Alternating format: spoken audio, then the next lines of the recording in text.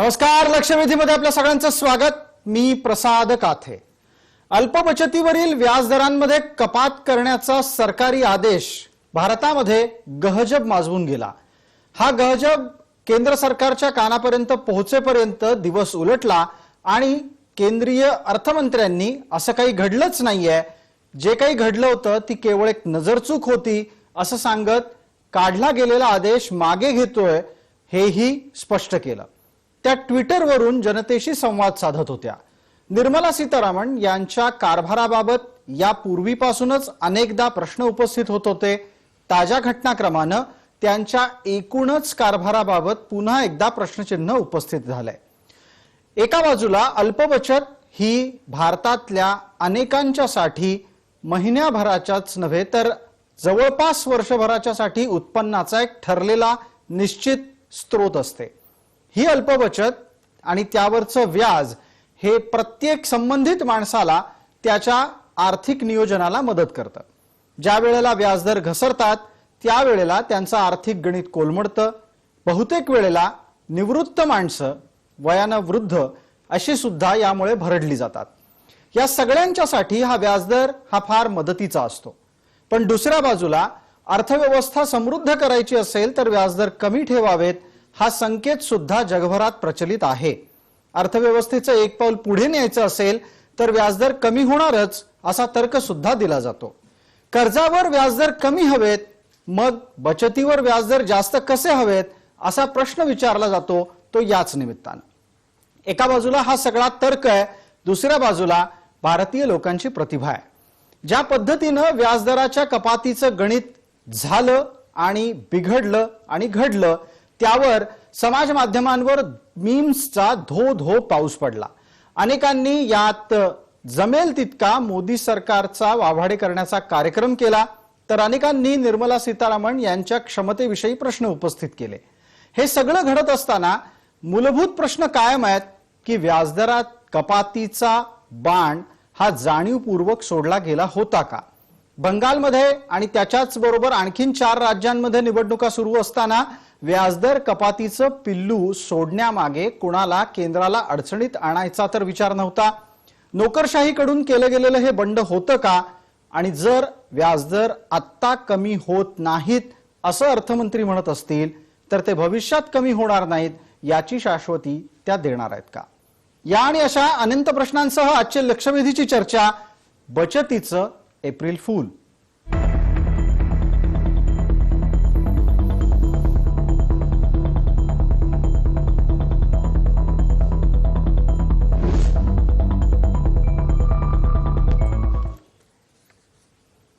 या चर्चेत आपल्याबरोबर सहभागी होणाऱ्या मान्यवरांचा मी आपल्याला पटकन परिचय करून देतो. आपल्यासोबत भारतीय जनता पार्टीचे प्रवक्ता विनायकराव आंबेकर आहेत. आपल्यासोबत माकपचे सरचिटणीस अजितराव अभ्यंकर आहेत. आपल्यासोबत एक आणखीन अजित आहेत, ते डॉक्टर अजित जोशी सीए या नात्यानं आपल्यासोबत जोडले गेलेले आहेत. जयंतराव माइंडकर ज्येष्ठ राजकीय विश्लेषक या नात्यानं आहेत आणि अर्थतज्ञ या नात्यानं अच्युतराव गोडबोले. सर्व मान्यवरांचं आपण या चर्चेमध्ये स्वागत करूया. अत्यंत थेट आणि पहिला प्रश्न हा विनायकराव आंबेकरांना असणार आहे. विनायकराव, चूक झाली कशी? झाली ती नजरचूक कशी झाली आणि या नजरचुकीच्या मागे खऱ्या अर्थानं तुमच्या लेखी कोण आहे? एका अर्थाने याच्या मागे कोण आहे या चर्चेत जाण्यात काही अर्थ नाही. एक चूक झाली एवढं स्वतः अर्थमंत्र्यांनी सांगितलेलं आहे की हे नजरचुकीने झालेलं आहे. त्यामुळे हा विषय आपल्या दृष्टीने चर्चेचा असू शकतो. माझ्या दृष्टीने हा विषय फारसा चर्चेचा असण्याचं कारण नाही. नजर चुका या होत राहणार. दुसरं या निमित्ताने नजर चुका या होत राहणार असं जर असेल तर भविष्यात आणखीन नजर चुका करायची परवानगी घेताय का काय? नाही, परवानगी घेत नाही, परंतु नजर चुका हे एक मानवी स्वभावाचं स्वाभाविक लक्षण आहे एवढंच फक्त आपल्याला सांगू इच्छितो. आणि बेसिकली या निमित्ताने लगेच निर्मला सीतारामन यांच्या कार्यक्षमतेपर्यंत विषयाची चर्चा व्हावी असं मला बिलकुल वाटत नाही.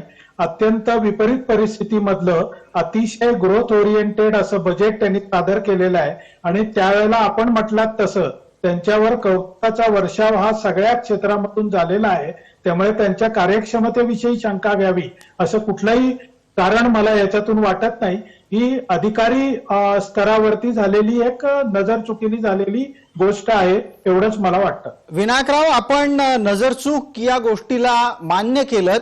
एक समाज माध्यमात फिरत असलेला विनोद आपल्यापर्यंत पोहोचवतो. मंत्र्यांनी आपल्या हाताखालच्या लिपिकाला सांगितलं प्याज लिही, त्यानं ब्याज लिहून टाकलं. हा समाज माध्यमांना प्रसिद्ध झालेला आजचा एक विनोद आहे. या विनोदाला ग्राह्य माना आणि थोडंसं वातावरण हसतं खेळतही ठेवा. आपण नजरचूक म्हणता आहात, अजितराव अभ्यकरांना विचारावं लागेल. अजितराव, नजरचूक झाली, माणसाकडून नजरचुका होतात, इतकं कॅज्युअली घ्यायचं या विषयाला?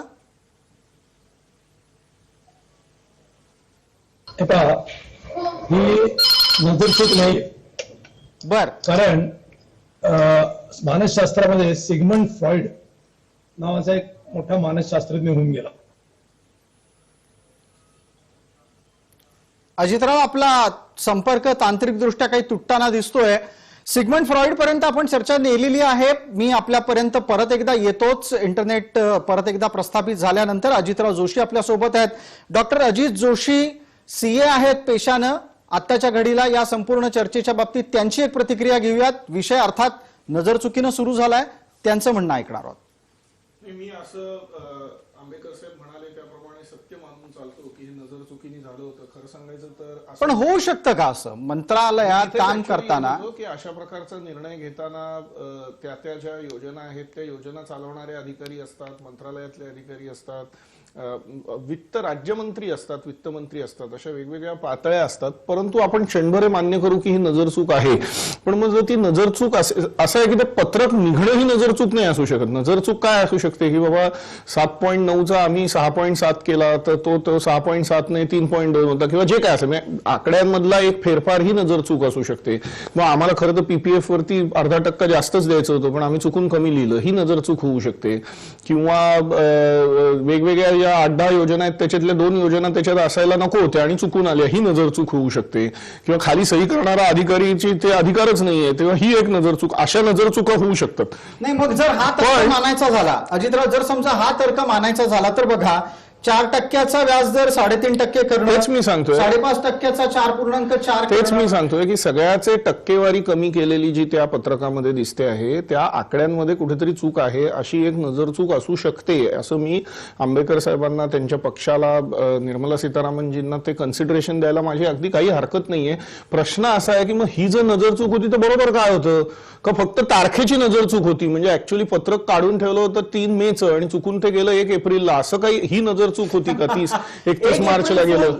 एप्रिल फुल करायचं नाही, कारण 3 मेला निवडणुकीतला डाव होता का असं सुचवायचं आहे का? निवडणुकांचे निकाल 2 मेला लागून जातात, त्याच्यामुळे कदाचित असं काही नियोजन होतं का की 3 मेची तारीख त्या पत्रकावर होती, अधिकाऱ्यांना सांगितलं होतं की 3 मेला हे पत्रक काढा आणि त्यांनी नजरचुकीने 31 मार्चलाच काढून टाकलं, अशी काही शक्यता आहे? काय नक्की बद्दल काही बोलाल की नक्कीच नजरचूक कशाची आहे?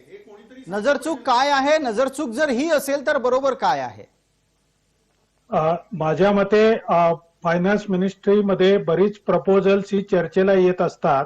त्याच्यापैकी एक प्रपोजल असं असू शकतं की government funding, cost of funding अशा प्रकारचं, आणि ही कॉस्ट ऑफ फंडिंग कंट्रोल करण्यासाठी किंवा फिस्कल डेफिसिट कंट्रोल करण्यासाठी ही कॉस्ट कंट्रोल केली पाहिजे, अशा प्रकारचं काही प्रपोजल असण्याची शक्यता आहे की ज्या प्रपोजलवर निर्णय झाला नव्हता परंतु ते चुकीने तो निर्णय झाला असं समजण्यात आलं, अशी माझ्या मते ही नजरचूक असू शकते. मग या परिस्थितीमध्ये आपण चर्चेला आणखीन पुढे नेऊयात. अजितराव अभ्यंकर जोडले गेलेत. मला विचारायचं अजितराव, आता आवाज येतोय?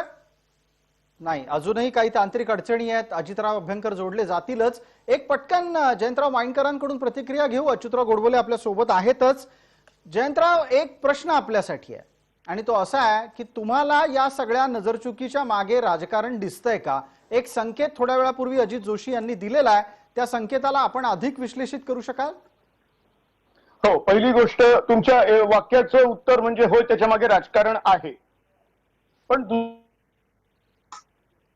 म्हणजे मी पत्रकारितेत जी काही 32 वर्ष आतापर्यंत काम करत आहे, मी सतत फक्त पत्रक बघत आहे, कारण पत्रक हे आपल्या पत्रकारितेचे एक अविभाज्य घटक असतो. मला एक सांगा, जयंतराव काही संपूर्ण जणांना पत्रक जयंतराव त्याच्याचमुळे काही जणांना पत्रकार सुद्धा म्हणतात. विनोदाचा भाग आहे, थोडं खेळीमेळीचं वातावरण राहावं, कारण अर्थव्यवस्थेची चर्चा बऱ्याचदा बोरिंग असते, म्हणून मी हा वाक्य नाही, वापरलं. ती बोरिंग होऊ नये म्हणूनच सांगतोय की ते पत्रक येतं आपल्याकडे. अगदी आमदार निवडून आलेले आहेत इथपासून व्याजाचा दर वाढला किंवा कमी झाला हे सुद्धा पत्रकाद्वारे येतं. मला आंबेकरांना एक साधा प्रश्न विचारायचा आहे. देशाच्या अर्थमंत्र्यांच्या हातून अख्खं पत्रक चुकीचं निघावं? पत्रकातला एखादा आकडा नजर चुकीने गेलेला मी मान्य करतो. अहो, पूर्ण पत्रक तुमचं चुकीचं आहे. याचा जो अर्थ मी समजून घेतो तो इतकाच आहे, ज्याचा थोडासा आता रेफरन्स दिला की अनेक प्रपोजल्स पैकी एक प्रपोजल तिथे होतं, ते अंडर कन्सिडरेशन होतं, ते 3 मेला येणार होतं, ते आधी केलेलं आहे. असा एक आणि संशय आम्ही तुम्हाला वाटतोय, नेहमीप्रमाणे- पण याला एक छोटासा पूरक माहिती पुरवतो आपल्यासाठी जयंतराव. ती अशी आहे, सही करणाऱ्या माणसाचं नाव राजेश पनवार असं आहे. अर्थमंत्र्यांच्या नजरचुकीनं हा कागद बाहेर गेलाय कसा काय, हाही प्रश्न आपल्याकडून आहेच.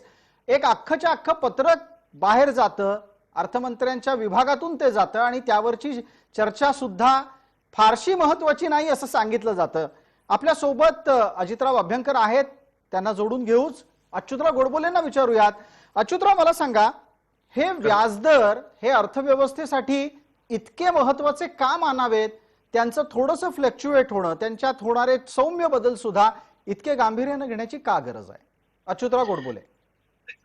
त्याचं असं आहे की या व्याजदराचा आपल्या जीडीपीशी म्हणजे आपल्या अर्थव्यवस्थेशी खूप घनिष्ठ संबंध असतो आणि त्याचा महागाईशी पण संबंध असतो. म्हणजे इन्फ्लेशन, म्हणजे मॅक्रो इकॉनॉमिक्सच्या भाषेत बोलायचं झालं तर खरं म्हणजे जेव्हा जीडीपी आपला खाली खाली जात असतो तेव्हा त्याला बूस्ट करण्याकरता व्याजाचे दर कमी करतात. त्याचं लॉजिक एवढंच असतं की व्याजाचे दर जेव्हा कमी होतात तेव्हा उद्योजकांना ज्या व्याजाने कर्ज मिळतं तेही कमी होतात आणि आपल्या ठेवींवरचं जे आपल्याला व्याज मिळतं तेही कमी होतं. दोन्ही कमी होतात का दोन्ही वाढत असतात जनरली. तर जर का व्याजदर कमी केले तर उद्योजकांना खूप कमी व्याजाने पैसे मिळतील आणि त्यामुळे उद्योग काढतील, पैसे नवीन रोजगार निर्माण करतील आणि त्यामुळे लोकांमध्ये पैसा हातात खेळेल. असं ते ट्रिकल डाऊनची ती थिअरी, म्हणजे टॉप डाऊन अशी थिअरी, त्याला सप्लाय साइड इकॉनॉमिक्स म्हणतात. की उद्योजकांना जर का पैसे दिले, उद्योजकांना जर का कर्जाऊ स्वस्त पैसे दिले तर उद्योग काढतील आणि मग त्यामुळे प्रगती होईल आणि जीडीपी वाढेल. हा आणि शिवाय तेच कर्ज जर का सामान्य ग्राहक जर घेत असेल, टीव्ही करता, घराकरता, मोटारी करता, त्याचे व्याजदर कमी होतील आणि त्यामुळे तोही लगेच बाजारात जाऊन वस्तू खरेदी करायला लागेल आणि त्यामुळे आपली अर्थव्यवस्था भरभराट होईल. अशी एक ही थिअरी आहे. मला ही सर्व थिअरी युरोप, अमेरिका. पण मग आत्ताच्या घडीला ज्या अल्पबचतीच्या आणि इतर व्याजदरांच्या बाबतीतली चर्चा झाली, त्या व्याजदरांना कमी करण्याच्या मागचा हेतू काय असू शकतो? त्यांना असा अर्थव्यवस्थेत काय अपेक्षित बदल आपल्याला दिसू शकतो, साधला जाऊ शकतो? नाही, प्रश्न असा आहे की हे कमी करणं आणि उद्योगांना कर्जाऊ पैसे देणं हे दोन्ही एकाच वेळी कमी होत असतात. म्हणजे ते वाढवायचे आणि हे फक्त कमी करायचे असं गणित असेल असं मला स्वतःला वाटत नाही. आणि याच्यातनं आणखीन एक दुसरा भाग असा की 1980च्या दशकानंतर ज्याला मी न्यू लिबरल व्यवस्था म्हणतो, नव उदारमतवाद, त्यामुळे सगळ्या लोकांनी शेअर मार्केटकडे वळावं. गुंतवणूक साध्या लोकांनी बँकेत पैसे ठेवू नये, फिक्स्ड डिपॉझिट ठेवू नये आणि सगळ्या लोकांना जुगारी करण्याकडे ही सर्व व्यवस्था 1980च्या दशकानंतर लागलेले, म्हणून जगभर व्याजदर कमी कमी होत चाललेले. आता व्याजदर जर खूप कमी झाले तर उद्योजक खूप पैसा गुंतवतात, ग्राहक सुद्धा खूप खरेदी करतात, त्यामुळे अर्थव्यवस्थेत पैसा खूप जास्त होतो आणि मग महागाई वाढते. म्हणून मग व्याजदर पुन्हा आपल्याला वाढवावे लागतात. असं ते सगळं सारखी ती रेस चालू असते. अच्छा, याच्यावर एक निरीक्षण अजित जोशींचं आहे, तेही ऐकणार आहोत. व्हॅलिड इकॉनॉमिक थिअरी आहे. अडचण अशी आहे की अशा प्रकारे ज्याला लूज मनी म्हणतात किंवा कमी दराचा पैसा हा गेल्या आपल्या अर्थव्यवस्थेमध्ये गेले 3-4 वर्ष ओतायचा आटोकाटीचा प्रयत्न झालेला आहे आणि त्यातून अपेक्षित तो परिणाम झालेला नाही. ऑलरेडी खरं सांगायचं तर ज्याला पैसा उभा करायचा असेल तो बाजारात जाऊ शकतो. बाजार आज 50,000वर आहे, तिथे पैसा आहे. बँकांच्या वेगवेगळ्या योजना आणल्या गेल्या, ज्याला 20 लाख कोटीचं पॅकेज असंही म्हटलं गेलं, पण ती एक नजरचूक असेल, आपण ते बाजूला ठेवू. पण त्या पॅकेजमधनंही खूप सारे पैसे दिलेले. त्यामुळे आज जो अर्थव्यवस्थेची अडचण आहे ती सप्लाय साईड अडचण नाही, बाजारात पैसा पुरेसा नाही ही अडचण नाही, डिमांड साईड अडचण आहे, म्हणजे बाजारात वस्तूंना मागणीच नाही. आणि अशा परिस्थितीमध्ये जर का सिनियर सिटीजन किंवा ज्या लोकांनी रिस्क फ्री म्हणजे जोखीम नसलेल्या गुंतवणुकींमध्ये घातलेले पैसे आहेत त्याच्यावरचा परतावा जर तुम्ही कमी करायला लागाल तर त्यामुळे बाजारातल्या मागणीवर अजून जास्त परिणाम होऊ शकतो आणि ही चाल काउंटर प्रोडक्टिव्ह म्हणजे उलटी पडू शकते, ही भीती ही जास्त मोठी आहे. दुसरा महत्वाचा मुद्दा असा प्रसाद की तुम्ही जे एकच मिनिट मी फक्त संपवतो, कारण तुम्ही जो मगाशी म्हणाला होतात की थोडासा बदल केला, हा थोडासा बदल म्हणून बघता येणार नाही. आपल्याला असं बघायला पाहिजे की 8.7%चा जेव्हा तुम्ही 7.9% करता त्यावेळेला माझ्या उत्पन्नामध्ये जवळजवळ 12 ते 13% फरक पडलेला असतो. जेव्हा व्याज असं आहे की घराचं भाडं ज्या वेळेला 25,000चं 20,000 होतं त्यावेळेला तुम्ही त्याचा हिशोब त्याची टक्केवारी ही घराच्या किमतीशी नाही जोडत, तर तुम्ही ते भाडं मिळतं त्याशी जोडता. मला 8,700 रुपये मिळत होते 10,000 रुपयावर, 1,00,000 रुपयावर, आणि त्याच्याऐवजी जर मला 7,900 मिळत असतील तर माझ्या उत्पन्नामध्ये 13% फरक पडला. एका सहीनी, एका नजरचुकीनी, एका झटक्यामध्ये पेन्शनर्स असतील किंवा जे रिस्क फ्री इन्व्हेस्टमेंटमध्ये इन्व्हेस्ट करणारी लोक असतील अशा सगळ्या लोकांना जवळजवळ 12 ते 13% फरक नुसता पीपीएफ मध्ये पडलाय. आणि मग असं जर तुम्ही साधारण जर रेंज बघितली तर ती 10 ते 15% येते. म्हणजे तुम्हाला मागणी वाढवण्याचं आव्हान समोर असताना उत्पन्न कमी करावं का, हा एक मोठा प्रश्न या सगळ्यामध्ये आहे. विनायकराव, मुळात देशात प्रत्येकाच्या साठी पुरेसं उत्पन्न असावं, त्याला त्यातून एक समृद्ध जीवन जगता यावं अशी एक अपेक्षा स्वप्नातल्या भारतात असते. ही अपेक्षा पूर्ण करण्याच्या साठी व्याजदरांवरच कुऱ्हाड यावी आलेली नाही. त्यामुळे जे झालेलं नाही त्याची चर्चा करण्यात काहीच अर्थ नाही. नाही, मला 1 मिनिट बोलायचं आहे. अगदी. अजितराव अभ्यंकर आता जोडले गेलेले आहेत. बराच वेळ आपण तांत्रिक दृष्ट्या त्यांना जोडण्यासाठी प्रयत्नशील होतो. अजितराव, आता आपण बोला. बघा, हे जी चूक झाली आहे, जे मगाशी मी फ्रॉइडियन स्लिप म्हणून सांगत होतो, हो, की अबोधपणामध्ये ज्या काही घटना घडत असतात त्या बाहेर अशा अभावितपणे येतात, नकळतपणे येतात. तसं हे सरकारच्या अबोध मनामध्ये म्हणजे सरकारच्या पुढच्या अजेंड्यामध्ये ज्या गोष्टी लिहिलेल्या होत्या त्याचं वेळापत्रक थोडंसं चुकलं. ते वेळापत्रक थोडंसं चुकलं आणि ते वेळापत्रक चुकण्याची नक्कीच वेळ झाली. कारण आता बंगालच्या निवडणुका आहेत. बंगालच्या निवडणुकांमध्ये याचे जे काही परिणाम मोठ्या प्रमाणात बघायला मिळतील ते अतिशय वाईट असतील. या भूमिकेतून त्यांना तात्काळ शहाणपण आलं. तेव्हा याचा एक ट्रेंड आपण लक्षात घेतला पाहिजे. अजितराव, आपण असं म्हणता आहात की बंगालच्या निवडणुकांमध्ये याचे परिणाम दिसू शकतील, त्याच्यावरही थोडंसं जास्त आपलं मार्गदर्शन लागेल. आणि त्यात सांगा की थेट इतक्या लवकर या संदर्भातले परिणाम लगेच येतील, त्याची रिॲक्शन येईल, हे कळलं, लक्षात आलं? नाही बघा, गंमत अशी आहे की politics is done on perceptions. Politics हे प्रत्यक्ष त्याचे परिणाम दिसायला वेळ लागतो. परंतु अशा प्रकारे सरकार एका बाजूला पेट्रोल वरती प्रचंड लूट करण्यासारखे टॅक्सेस लावते, हे देशाने तर पाहिलेलं आहे. ते कमी करायचे नाहीत. आणि त्याच्यामध्ये ऍडिंग इन्सल्ट टू इंजुरी ज्याला म्हणतात, ही this was an injury plus insult both. खरं म्हणजे त्याच्यामुळे याचे परिणाम तात्काळ तिथे दिसले असते. याचं शहाणपण लगेचच आलं. कदाचित निर्मला सीतारामन या अमित शहा इतक्या राजकीय नसल्यामुळे त्यांच्या लक्षात आलं नसेल सुरुवातीला, पण त्यांची डायरेक्ट पॉलिटिकल मॅनेजमेंट जी होती ती झाली. त्याच्यामधून ते करेक्ट केलं गेलं. पण मला फक्त आता या सगळ्या घटनाक्रमाचा राजकीय नफा नुकसान काय काढायचं? तुमच्या लेखी जर समजा चूक झाली, चूक लक्षात आली तर काही ना काहीतरी तोपर्यंत राजकीय नफा नुकसान झालेलंच असेल. नाही, नफा व्हायचा प्रश्नच नाही, नुकसानच झालं. याचं कारण असं की तुमच्या मनात काय आहे आणि तुम्ही काय करणार आहात हे उघड झालं. म्हणून मी म्हणलं की फ्रॉइडियन स्लिप, ही फ्रॉइडियन स्लिप जी आहे ती तुमची खरी इंटेन्शन्स काय आहेत आणि तुम्ही उद्या काय करणार आहात हे तुम्ही आज चुकून उघड केलं, तेवढंच. चुकीचा पत्ता विचारत एकदा पटकन, बंगालच्या निवडणुका आणि त्याच सोबत असलेल्या इतर 4 राज्यांच्या निवडणुकांमध्ये ही नजर चूक भारी पडेल? मला तर ही नजर चूक आहे हे जरी विरोधक मान्य करत अजितरावांसारखे, तरी जनतेला कळतं की ही चूक आहे. आणि चूक झाल्या दुरुस्त करण्यामध्ये जसं ते म्हणतात फ्रॉडियन स्लिप वगैरे असं काही नसतं. चूक झाली हे लक्षात आल्यावर लगेच दुरुस्त केली, याचा अर्थ ही चूक करण्याचा इंटेन्शन नव्हतं, ती चूक करण्याचं ठरलेलं नव्हतं किंवा ती चूक करायची नव्हती, हे तेवढं स्पष्ट होतं. त्यामुळे त्याच्या मला मागचे सुचवायचं काय जे आहे काही विनायकराव, की बघा आम्ही चूक केली, आम्ही चूक दुरुस्त केली, बघा आम्ही किती प्रामाणिक आहोत.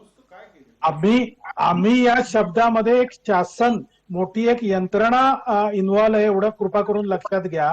आणि चूक दुरुस्त करणारी हे एक व्यक्ती आहे, हे लगेच तुम्ही लक्षात घ्या. त्यांच्या लक्षात जेव्हा आलं तेव्हा त्यांनी तातडीने, कदाचित त्यांना पूर्वी माहिती नव्हतं, पण जेव्हा लक्षात आलं तेव्हा हे असं करायचं नव्हतं असं म्हणून त्यांनी, त्यामुळे फ्रॉडियन स्लिप वगैरे काही नाही, असं कुठलंही वाईट इंटेन्शन नव्हतं. ठीक आहे, Small याच्यावर एक savings अजित जोशींचा आहे. प्रश्न घ्या आणि अजितराव अभ्यंकरही त्यावर बोलतीलच. अजित जोशी, आपला प्रश्न. मी मगाचपासून ते म्हणतात की काही चेंज नाही केलेला, बरोबर आहे, पण मी एक थोडासा डेटा देतो, थोडी माहिती देतो, म्हणजे आय एम शुअर की आंबेडकर सरांनाही त्याच्याबद्दल बोलता येईल की 2003 साली 9% हा पीपीएफ मी एक काय एवढंच करतोय कारण ती सर्वात जास्त परतावा देणारी आणि सर्वात टॅक्स फ्री योजना आहे.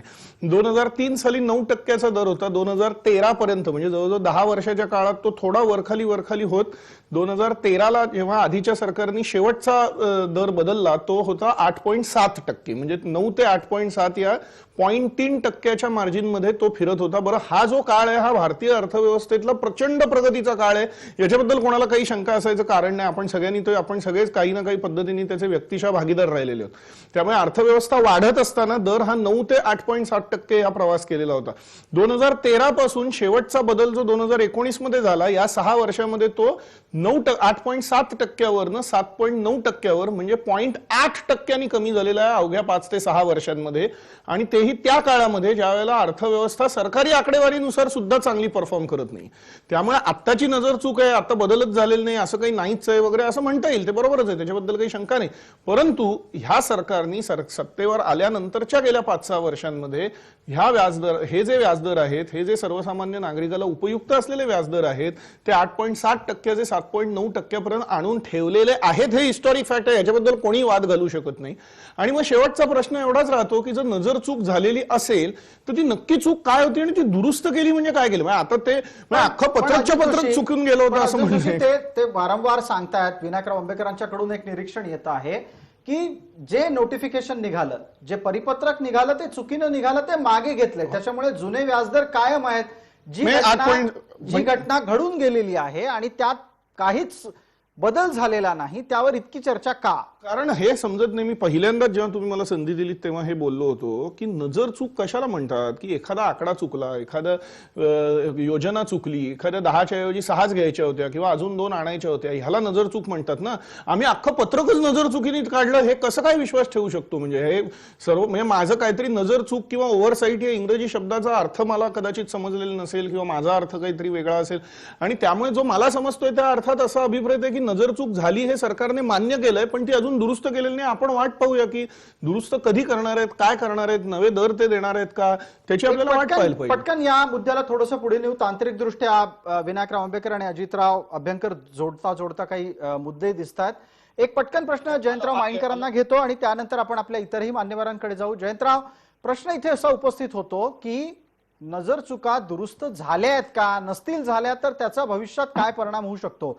राजकीय दृष्ट्या या मुद्द्याला, या संदर्भाला कसं पाहावं? नजर चुका ही दुरुस्त झालेली आहे का, तर माझं व्यक्तिगत मत असं आहे नाही. उलट सामान्य मध्यमवर्गीयांच्या मनात ही धाकधूक राहणार आहे की 3 मेला काय होणार आहे. ही वस्तुस्थिती आहे.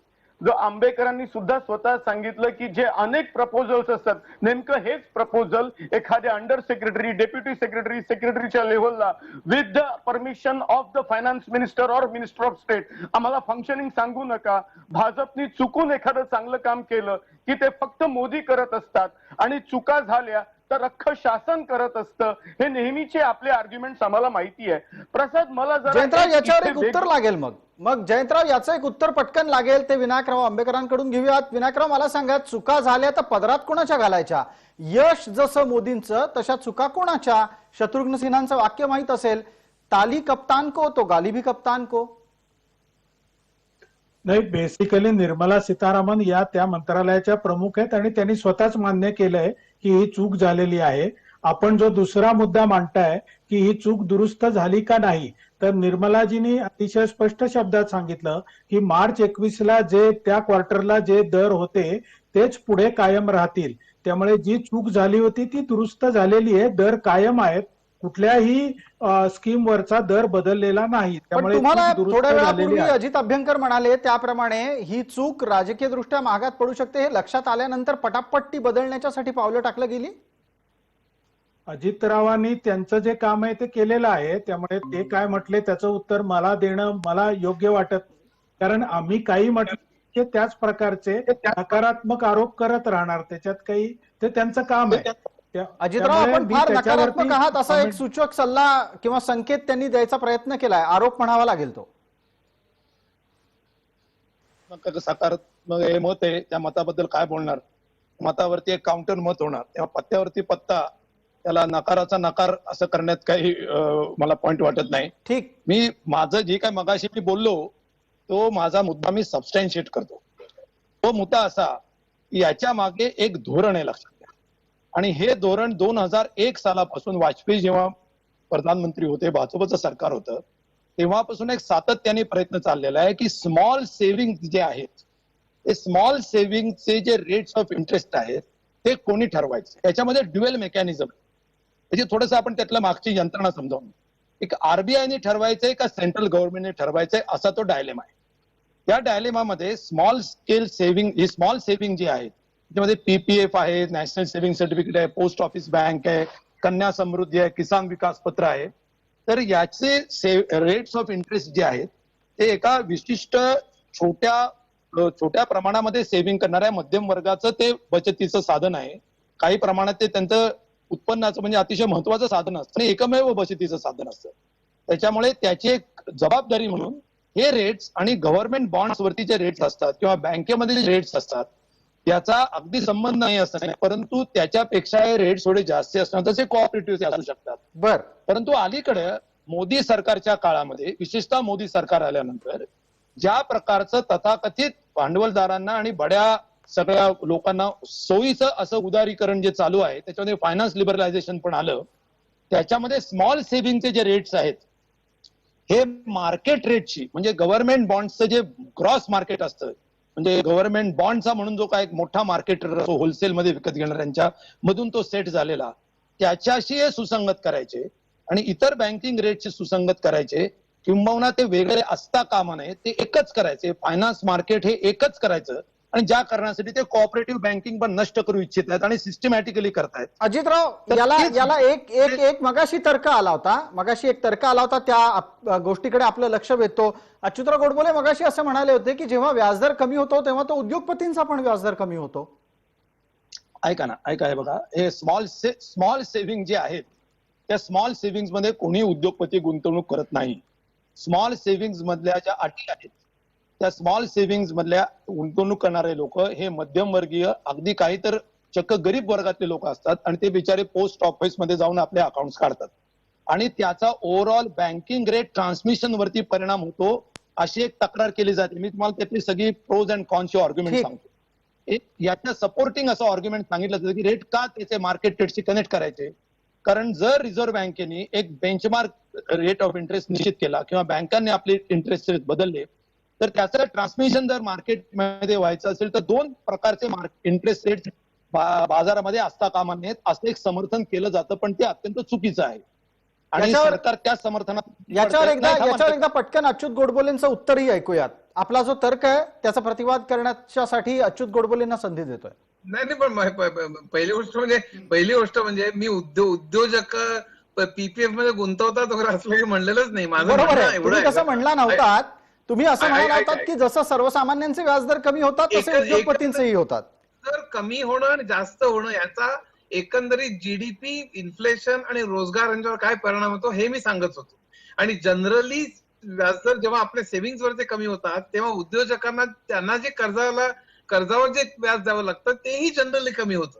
माझा आक्षेप कुठे तेच सांगतो. आता हे 3 मेला हे सगळं बात चालू राहतील आणि माझी त्याच्याशी काही मतं आहेत, पण त्याच्यापेक्षा अगदी मला तुम्ही जास्त- तुम्ही तुम्ही पुढचा मुद्दा मांडा अच्युतराव, पण एक त्यात छोटा प्रश्न घेतो. तो असा आहे की या अल्पबचतीवरच्या व्याजदरातलं वरखाली होणं हे उद्योगपतींच्या साठी अर्थव्यवस्था धार्जिणी आहे, सरकार धार्जिण आहे, या इथपर्यंत जाऊ शकतं, असा विचार अरे पण असू शकतो, असा तर्क नाही, दिसतो. मला मुळातच पर्यंत म्हणायचं असं आहे की या सप्लाय,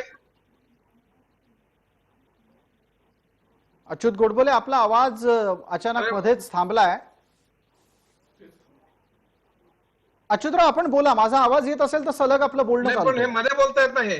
नाही नाही नाही मी एक मिनिट अजितराव थांबा जरा. अच्युत गोडबोले बोलतायत, एकदा त्यांचा आवाज जातोय ऑन एअर, एकदा ऐकूयात. अच्युत गोडबोले, आपण बोला. मला माझं ऑब्जेक्शन वेगळंच आहे की मुख्य म्हणजे ह्या अर्थव्यवस्थेमध्ये सध्या डिमांडचा प्रॉब्लेम आहे. लोकांकडे क्रयशक्ती नाहीये आणि लोकांच्या हातात पैसा गेला पाहिजे. आणि आपण 20 लाख कोटी वगैरे सगळे जे सांगितलं ते ऍक्च्युअली प्रत्यक्ष सरकारचा खर्च खूप कमी केलेला आहे सरकारने. तो साधारण 2-3% केला असेल. बाकी सगळ्या राष्ट्रांनी जीडीपीच्या 10%, 8% ते सगळे आकडेवारी माझ्याकडे आहे.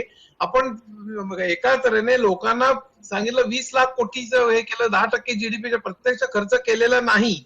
आणि मला असं वाटतं जीडीपीची वाढ जर का व्हायची असेल, जी आता भयंकर खाली गेलेली आहे, तर आपल्याला व्याजदर कमी करायचे. म्हणजे मग उद्योजक जाऊन इंडस्ट्रीज काढतील आणि मग लोक टीव्ही, घर आणि सगळं घेतील. हे जे सगळं मॅक्रो इकॉनॉमिक्स मॉनिटरी पॉलिसी करणं चाललेलं आहे आणि सप्लाय साईड करणं चाललेलं आहे की उद्योजक, हे सगळं माझ्या मते चुकीचं धोरण आहे.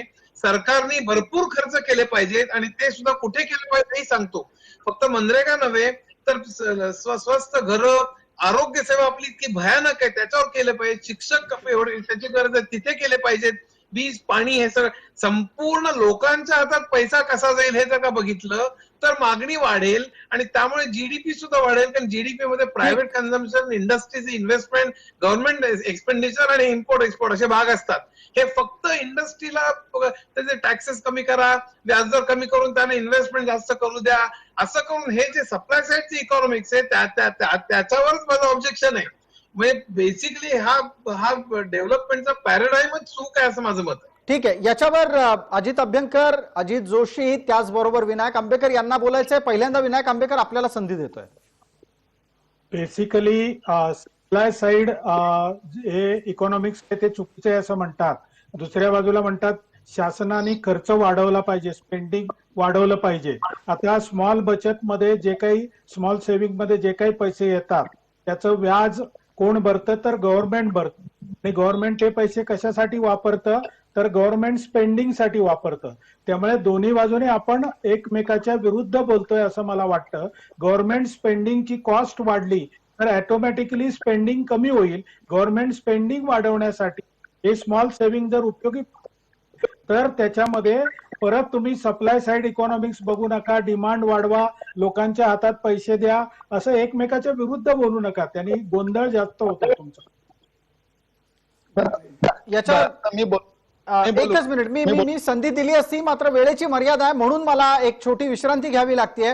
लक्षवेधीत एक छोटी विश्रांती घेऊन लगेचच परत येतोय आपण.